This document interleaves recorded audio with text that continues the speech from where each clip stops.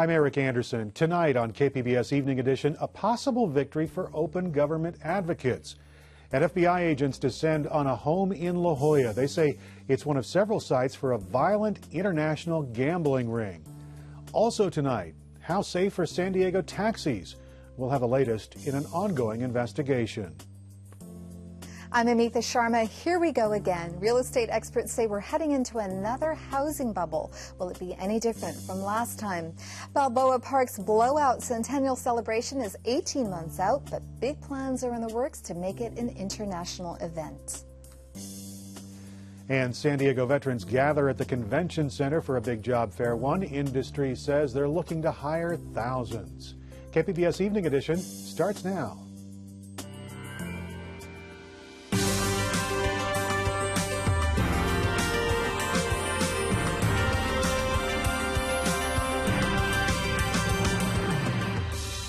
KPBS Evening Edition is made possible by Joan and Irwin Jacobs and by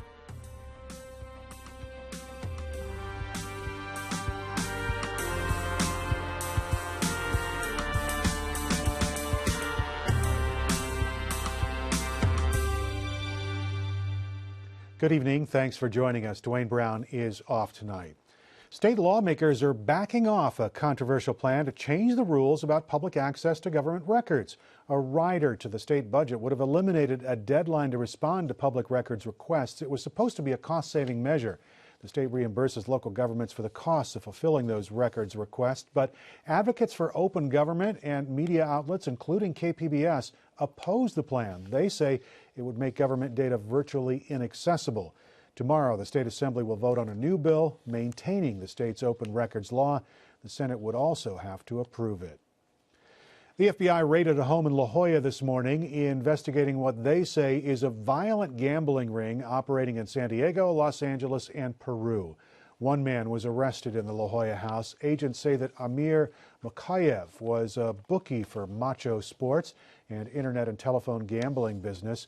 13 others were also arrested in Southern California. The FBI says ring members preyed on people with gambling addictions and used threats and violence to collect gambling debts.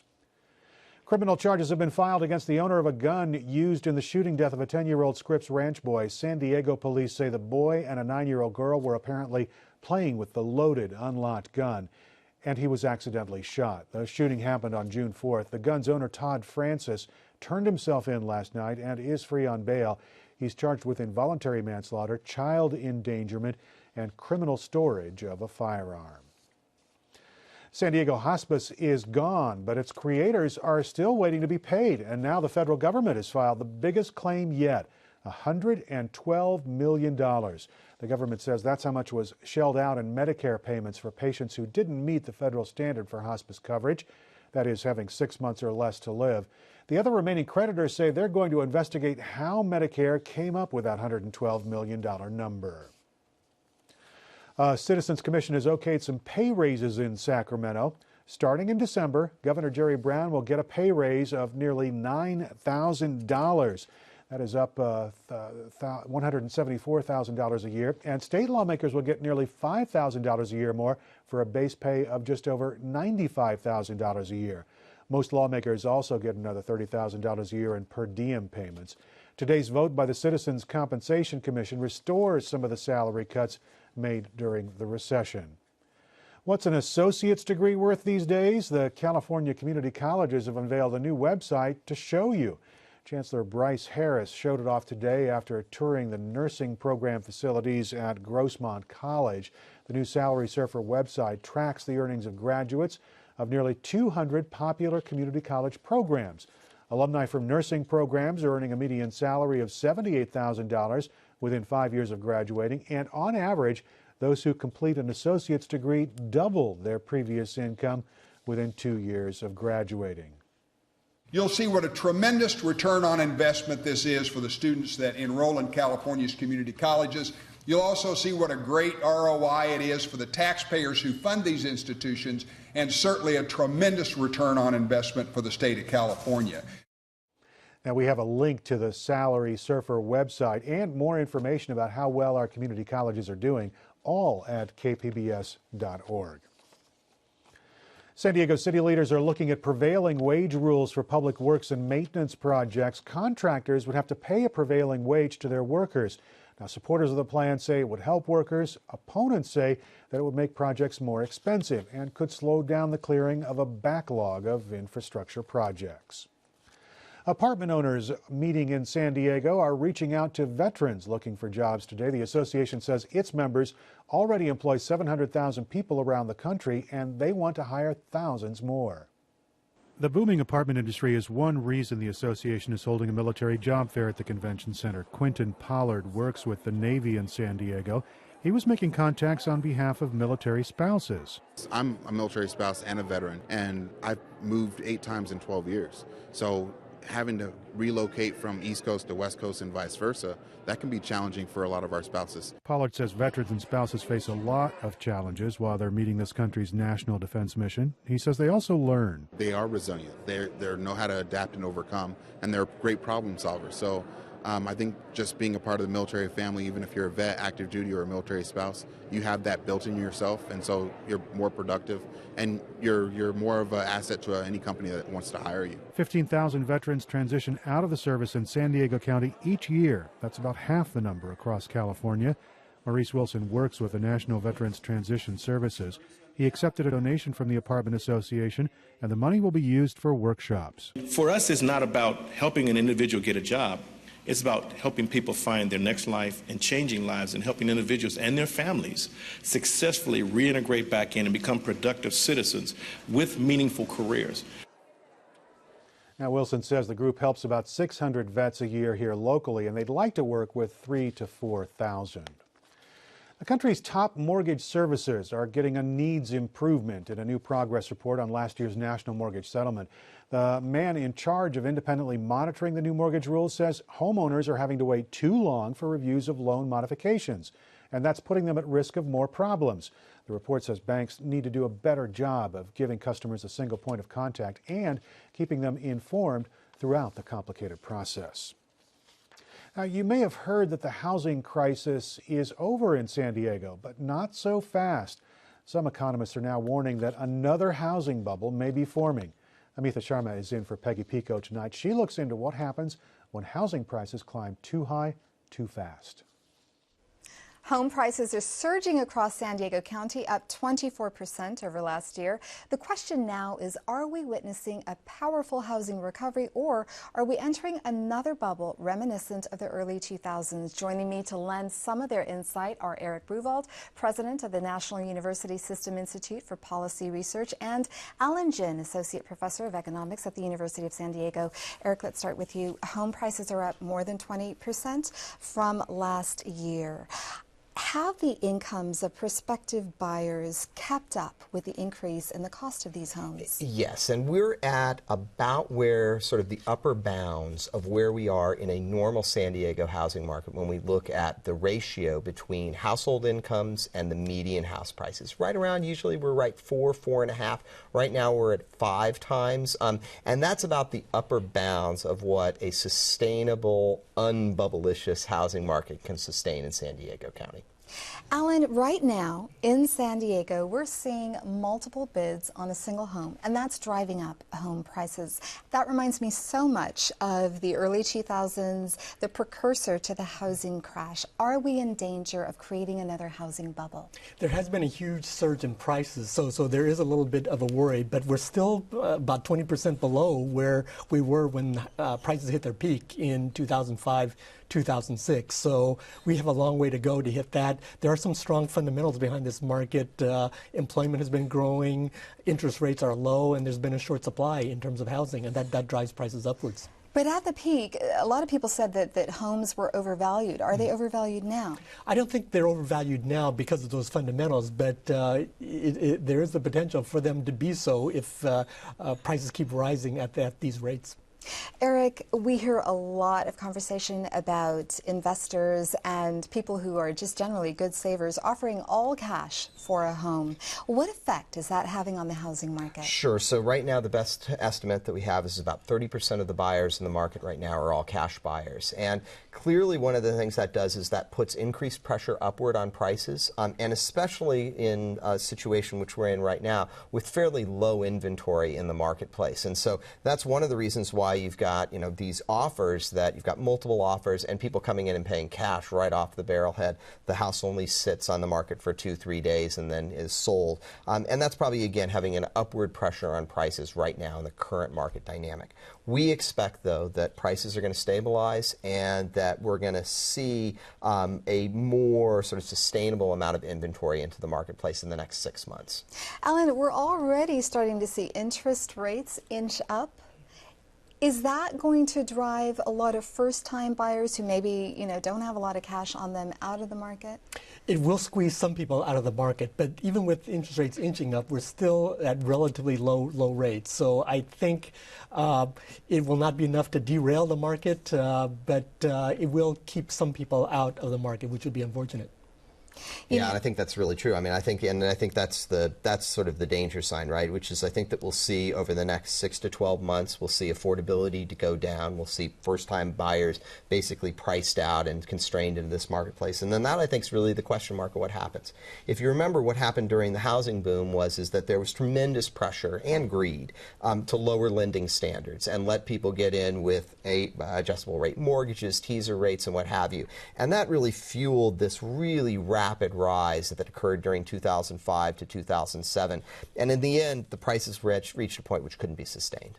And part of the reason for these high prices is just low inventory. Are there signs that construction is picking up? Permits have increased this year compared to the last few years, which were at historic lows. So we are seeing some construction activity. A lot of it is in multifamily homes, though. And what we're seeing, the problem we're seeing, and it's not necessarily a problem, is that less foreclosures, less distressed properties now. A few years ago, they were just flooding the market. Now with prices up, less people are underwater, so they're not walking away from their homes. Even if you're underwater now, you have hope that prices are rising, so you tend to hold out longer. Less inventory in terms of distressed housing, a little bit of a pickup in construction. We need more, though, on the construction front. And once construction picks up even more, what effect will that have on home prices? Well, if we introduce more supply into the market, we would think that prices would stabilize. I think a warning sign, though, is that San Diego, for a long time, built lots of master plan communities. We're moving into an era of condos. It's more difficult to build, more difficult to permit, and that could really add a constraint on supply. And we've got to close it there. Eric, Alan, thanks for coming on the program today. Thank you.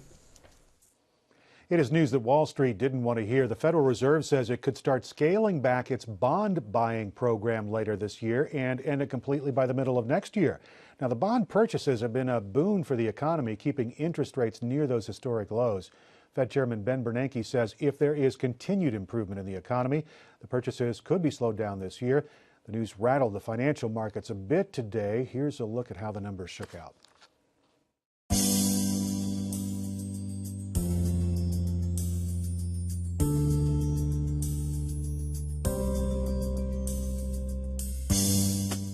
A brush fire near Yosemite National Park is about 40% contained tonight.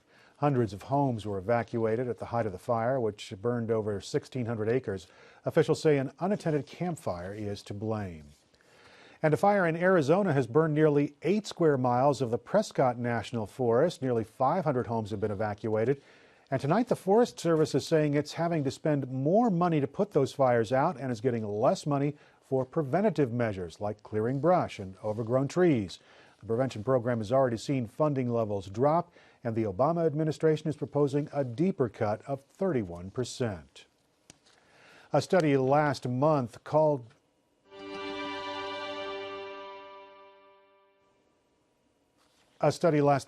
into question low wages and poor working conditions for taxicab drivers. But what about conditions for passengers? Speak City Heights reporter Megan Burks picks up on our investigation into the city's taxi industry, this time asking whether we can feel safe in the cars we hire. When a San Francisco taxi hits 325,000 miles, it's taken out of service. In San Jose, it's 400,000 miles. Atlanta pulls cabs once they've reached 5 years old. And in Seattle, taxis can't be older than 7 years. Cities across the nation place limits on vehicle mileage and age to protect drivers and passengers. For the city of San Diego, no such caps exist. San Diego is like open. Means that you see that cars run about 300, 400, 500. I used to drive 625,000 mile car. So safety condition for the cars is very bad. Mikhail Hussein is the president of United Taxi Workers of San Diego. He says he was blacklisted from being a driver after complaining to his company's owner about the condition of his car. A recent study by San Diego State University and the Center on Policy Initiatives suggests many other drivers also have serious concerns about the taxis they lease. KPBS pulled the titles for all 1,086 of the taxis operating in the city and found nearly 40% were 10 years or older. About 20% were salvage vehicles. A salvage title can mean simply that the car was bought at an auction, but 40% of the salvages operating as taxis here had frame damage, were labeled junk vehicles, or considered a total loss by an insurance agency. Our data also shows the salvages were 7% more likely than non-salvages to have 2 or more crashes on their records. So when the car comes here for an oil change, typically what my brother and me do when we're doing any service in the vehicle, we go in there back and see what's done for the vehicle and see what else we need to do. Alfredo Hueso is co-owner of USA Cab and has 17 salvages in his fleet. If you have a vehicle to say salvage, it doesn't mean it's a bad vehicle. It just means that for whatever reason, the insurance company decided that repairing it would cost more than replacing the vehicle. Chicago has outlawed the use of salvages as taxis. San Francisco has a special inspection requirement for them. In San Diego, they're treated just like every other taxi. Hueso says that shouldn't change. I think that's pretty arbitrary and capricious. I think in our industry, the most important thing is the maintenance of that vehicle.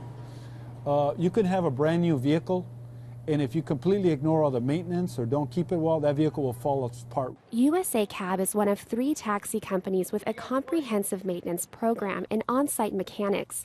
Hueso says his cars are seen monthly for oil changes and checkups. Okay, it looks fairly good and it's full. He keeps oil drums and stacks of tires on site. Bill Kellerman is the taxi administration manager for the Metropolitan Transit System. He has a similar take on safety as Hueso. No, I'm not concerned that we don't have a cap. It's something that we might have in the future, but right now, I think with the inspection that we do and the comprehensive nature of that inspection, the cars are safe. Taxis go through a formal MTS inspection annually with a 95% pass rate. Cars are also called into the MTS garage if problems are found during a surprise field inspection. That's what happened to this car.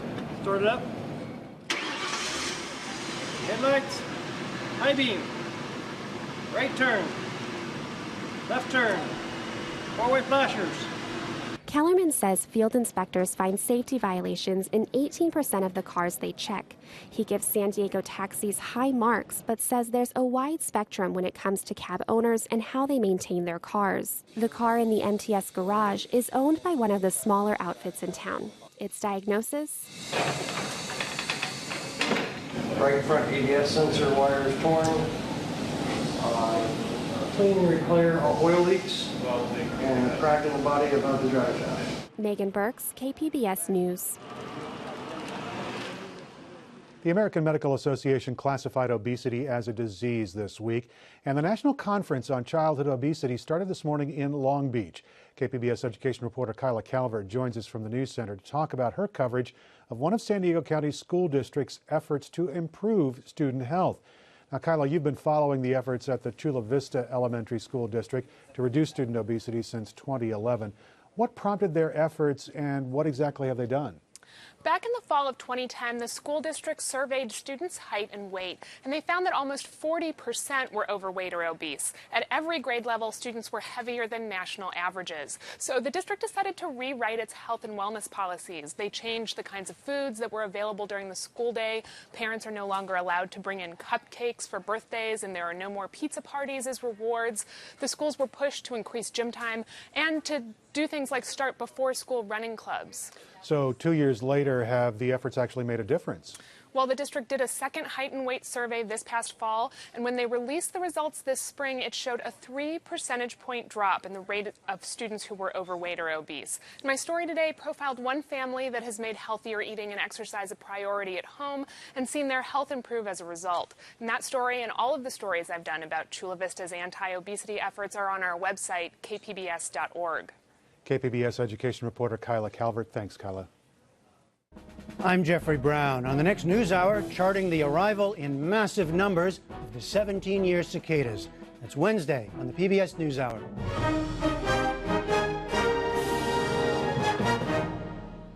San Diego Mayor Bob Filner revealed a couple of secrets Tuesday about the 2015 Balboa Park Centennial, calling it a once-in-a-lifetime celebration that the entire world will remember. Amitha Sharma shows us what's being planned for the park's 100th anniversary. It takes time to plan a party like this, and San Diego has just 18 months to make the centennial of the Panama, California Exposition in Balboa Park as memorable as its first expo back in 1915. At the time, only 40,000 people lived in San Diego. Still, 4 million people, 1 million more than the county's current population, came to the expo at Balboa Park. Joining me are Adam Burke and Phil Green from Autonomy, an LA-based production company hired to make the celebration sizzle. Adam, I understand that this celebration is going to be divided into 4 areas called spectaculars. Tell me about that. Yeah, well, the spectaculars are one big area within the celebration. They're sort of the big public events, the type of events that people normally associate with centennials and celebrations. And so we've announced now locations within which there's a lot of creative development taking place, but the first location is Balboa Park, where we're planning a 1915 gala, which will transport you back to the time and get everyone into the right headspace, and costumes and dance and music, and just very much a spirit of the time, which there's a lot of people in San Diego very fired up to get involved in that. The next one is a concert on the border, on both sides of the border, recognising San Diego's role as a border city, and it's the gateway to Latin America and the neighbouring country of Mexico, with big stars from Mexico and from also from the USA combining together. So that'll be a made-for-television concert in that really interesting border location down by the ocean, Friendship Park.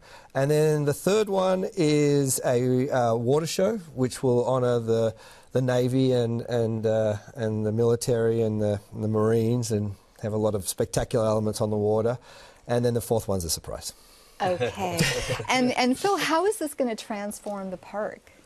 Well, in terms of the park, I mean, the park in 1915 was the heart of everything, and it's why we're celebrating. It built a lot of the buildings, the expo, and so we're not going to transform it in terms of the physical structure of the park. We're going to change very little, but we're going to transform the spirit and the energy of that. There's a couple of key elements. One is a thought leadership forum, sort of modeled after like a TED conference or the Clinton Global Initiative, those sorts of things, but programmed by all of the institutions within Balboa Park, and also all of the institutions outside of Balboa Park in the city, like the La Jolla Playhouse and other institutions. But in addition to that, we'll also bring in the business leaders and the community to be a part of that, and the universities.